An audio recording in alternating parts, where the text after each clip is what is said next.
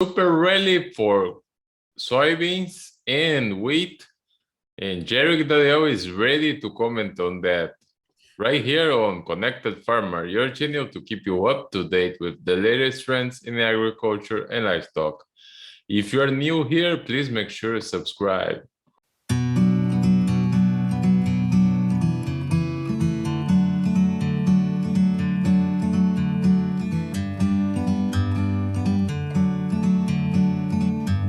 So Jerry, we are having the soybean futures closing 9 cents higher at $15.53, and the corn futures finished 3 3/4 higher at $6.20. How was that end up happening? Well, the excitement here really continues to be what people's expectations might be for the USDA's February crop report.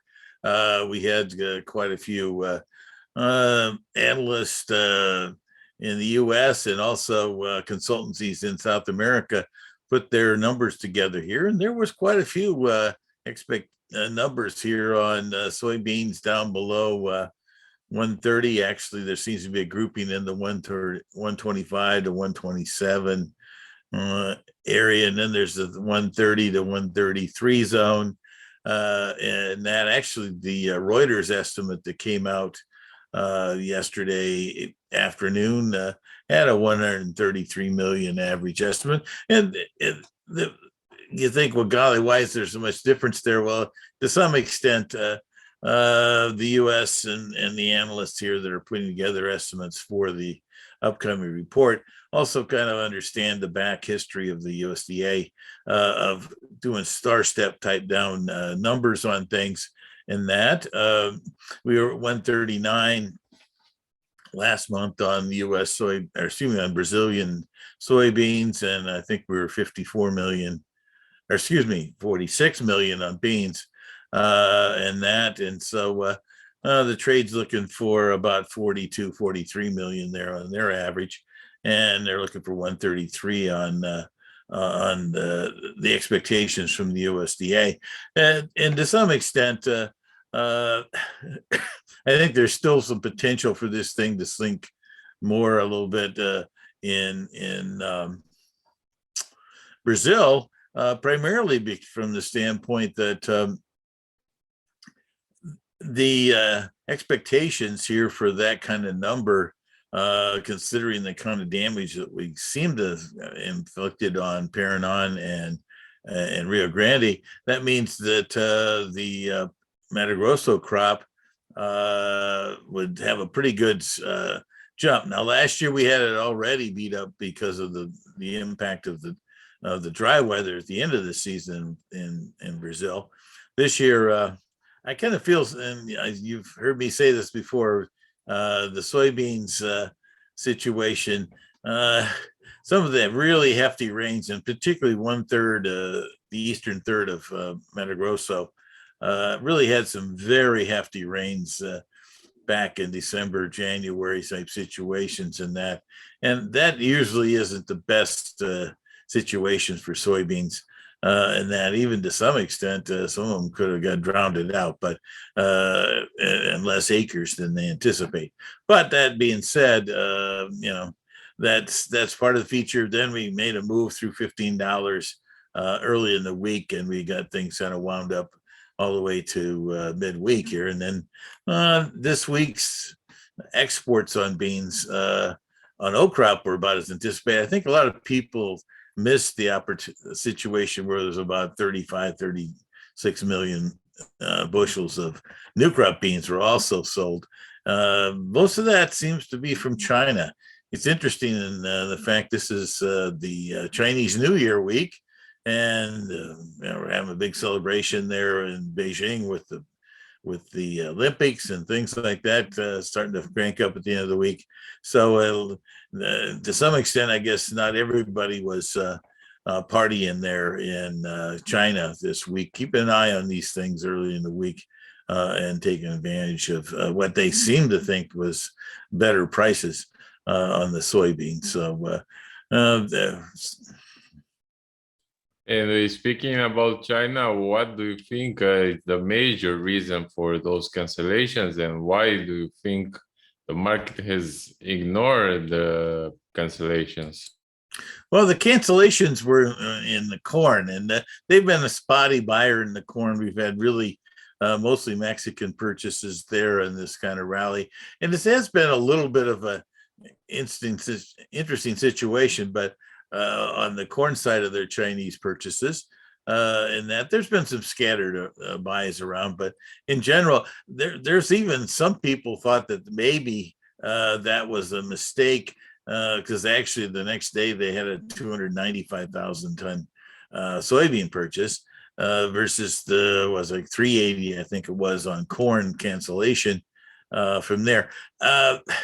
The interesting thing is that the Chinese had bought so much corn for this crop year started, one of the biggest buys was really about this time last year where they went up over 200 million purchases, and we had a big surge in our export sales for the coming year at that point.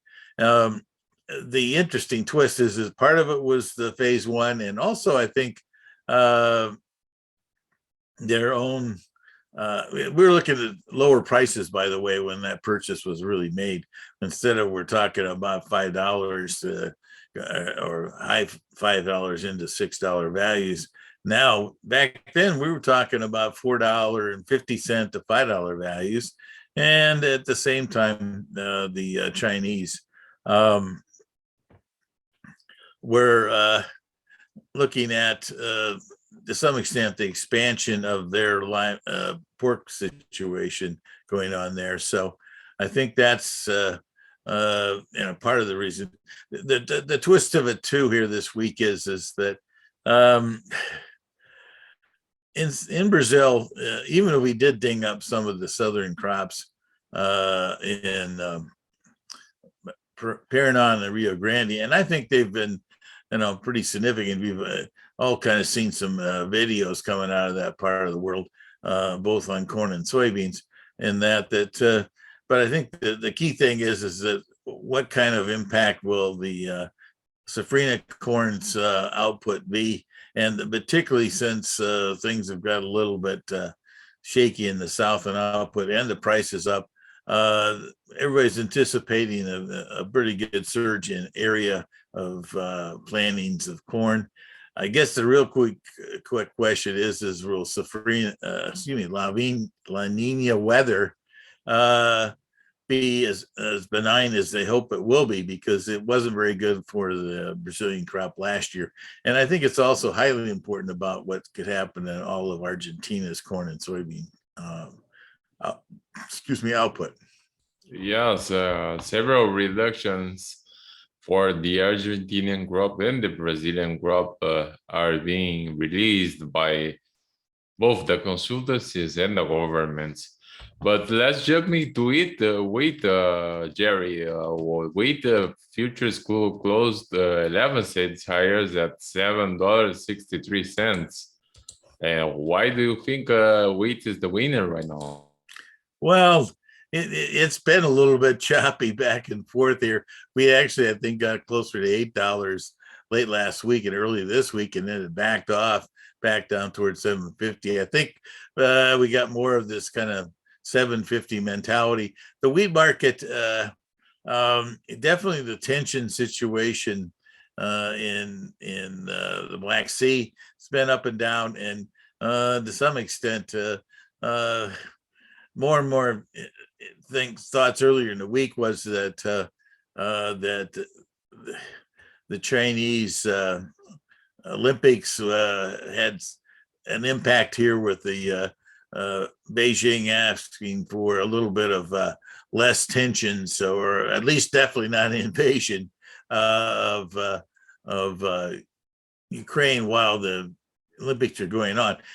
Actually, somebody pointed out in something I saw this week that actually when the Sochi Olympics are going on in the Winter Olympics, that's when the Russians actually moved in and took over Crimea, which is the peninsula in the Black Sea there.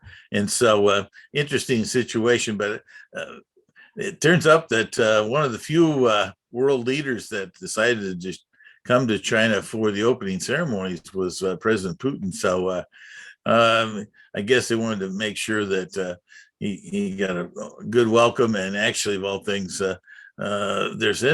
has been some connection between them, or there hasn't been a lot of connection between China and Russian grain trade for years and years and years. Part of it's because of it's a long ways to get there, trying to take European wheat and get to China and that, but there's been also some kind of tariff type restrictions. And all of a sudden here this week, we had an announcement, and I think that might have helped a little bit of the bounce today, was that China dropped those restrictions. So there could be some wheat and barley type sales go on between Russia and China. So that just in a short-term situation, that may have provided today's bounce. Really, the other feature here this week was we did have this snowstorm that made a move across really from the southern plains all the way into the East Coast here. And that did provide a little bit of moisture for some areas of the U.S. winter wheat crop. But once they started to realize that it really didn't hit the major growing areas there in Texas, Oklahoma, and Kansas, the U.S. Wheat crop still is not going to doesn't look as all that rosy at this point. So that's another feature in the wheat at this point. The big thing is that next week's S&D numbers will be watched closely, and we'll see how they turn out. Yes, and what else are you expecting for next week? Well, as a kind of led up to that S&D ideas and that, the soybeans, because of the strength, and we had a record December's U.S. soybean crush was a record level, was announced earlier this week. And then also the fact of the issues that have gone on in South America. I'm kind of looking for the 50 million reduction from 350 down to 300. There's people down at 250, and I don't disagree. That could be where we're going. I just don't know if the USDA is going to step up and do that right now. But I think we'll get 20 million increase in the crush and maybe 30 million increase in the exports from the U.S. old crop. But I think the real twist of this situation, if the South American crop turns out to have a bigger decline here, both in Argentina and Brazil, is that's going to impact next year's bean crop. And so that's an interesting twist. That started to become a little bit more noted this week, and probably provided a little bit of strength even today in this bounce back after the markets took some setback on Thursday and on the markets, because if we're going to probably potentially need higher than an 88 million plantings in the U.S. And right now, the ratios between corn and beans still favor corn. I'd have to say that you have to really put your pencil to that because of the high fertilizer costs. It isn't as obvious in the long tradition of looking at those ratios that you want to totally just say that everybody's going to jump on the corn all the way, because I think that there's a lot of areas in this country where there's not 250 bushel of corn, then the high fertilizer costs can make a difference. But that's one of the features. The other biggie, of course, we're going to be watching is the corn carryover stock. Not going to change in the feed. We just upped the increase in ethanol output last month, and I don't see any changes going on there.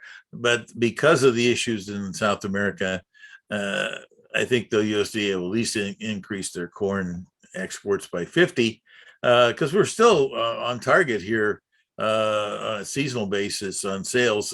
So we're not dramatically behind because we had these previous ones. So that cancellations going to continue to be something people are going to keep a close eye on, but from China. But I'm not sure that that's going to be a big time logical situation here as we go forward.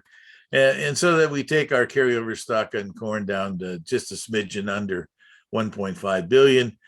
That number could easily come down another 100 million or maybe more because of what's kind of brewing in South America and what we potentially could ultimately see as we go forward. But the big unknown in South America is going to be the Safrinha the Safrinha corn in Mato Grosso, and how big that turned out to be. It was a real stinker last year. I'm not anticipating to be that kind of situation, but if it's not 90 million up there and it turns out to be 80 million, that could make a big difference in how this market reacts over the next 4 to 6 weeks.